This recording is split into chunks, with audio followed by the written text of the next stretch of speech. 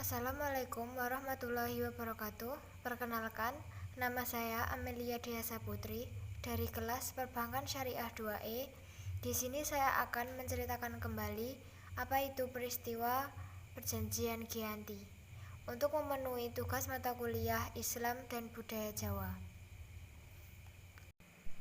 Perjanjian Giyanti adalah peristiwa penting di masa silam. Perjanjian ini muncul akibat kesepakatan politik antara Pakubuwono III Pangeran Mangkubumi dan VOC pada tanggal 13 Februari 1755. Dan untuk nama Giyanti itu sendiri diambil dari lokasi penandatanganan di Desa Janti dan untuk sekarang bisa dikenal dengan Dukuh Kerten Jatiharjo, Karanganyar, Jawa Tengah.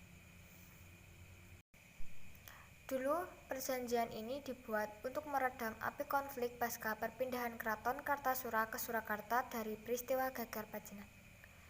Pada saat itu, Mangkubumi yang membantu Pakubuwono II dapat meredam konflik sehingga mendapatkan hadiah sebidang tanah. Namun, ternyata hal tersebut menimbulkan kecemburuan seorang pangeran. Pangeran tersebut mengeluhkan mengenai ketidakadilan tersebut kepada Jenderal Baron van Imhoff. Pada akhirnya, seorang jenderal di Batavia mengeluarkan keputusan di mana tanah tersebut tidak jadi diberikan kepada Mangkubumi. Nicholas Sartin mengambil sikap untuk menyelamatkan daerah operasionalnya secara tertutup dengan melakukan perundingan bersama Pangeran Mangkubumi. Pada tanggal 23 September 1754, not kesepakatan VOC dan Pangeran Mangkubumi terlaksana, dan not tersebut disampaikan kepada Pakubuwono III.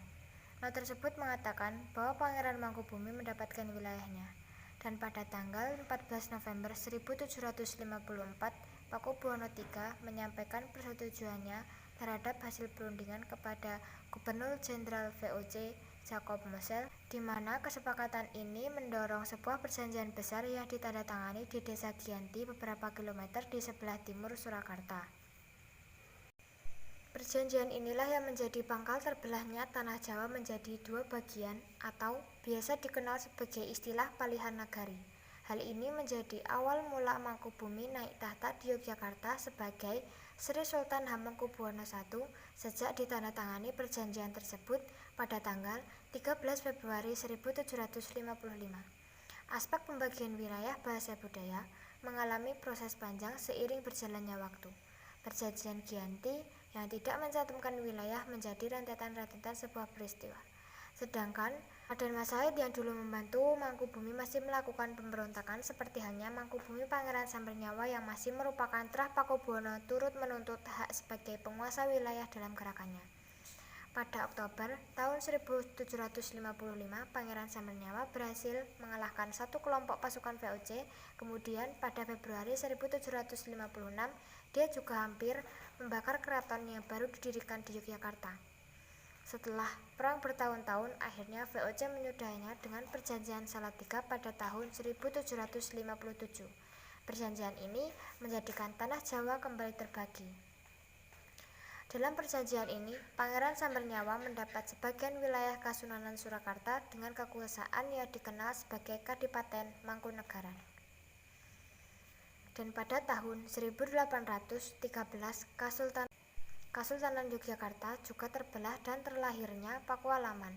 Dengan demikian, tanah Jawa memiliki 4 wilayah pemerintahan yang masing-masing tumbuh dengan perbedaan model dan orientasi politik. Hal ini mengantarkan Jawa menjadi rupa yang beragam. Di masa Republik Indonesia, Kasunanan Surakarta dan Mangkunegaran menjadi situs budaya, sementara wilayah Yogyakarta yang di dalamnya terdapat Pakualaman menjadi daerah istimewa. Demikian yang dapat saya sampaikan, kurang lebihnya saya mohon maaf. Wassalamualaikum warahmatullahi wabarakatuh.